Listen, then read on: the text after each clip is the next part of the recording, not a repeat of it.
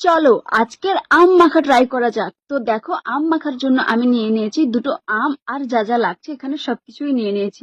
তো প্রথমেই দেখতে পাচ্ছ আমগুলোকে আমি ভালোভাবে ধুয়ে নিয়েছি জল দিয়ে।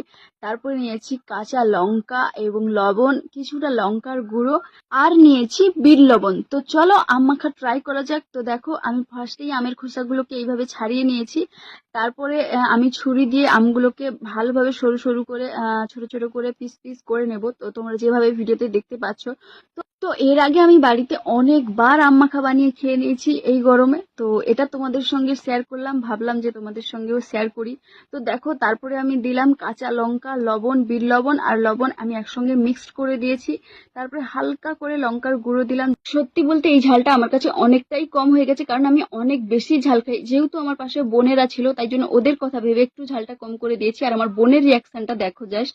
তো চলো আজকের মতো এতটুকুই, টাটা।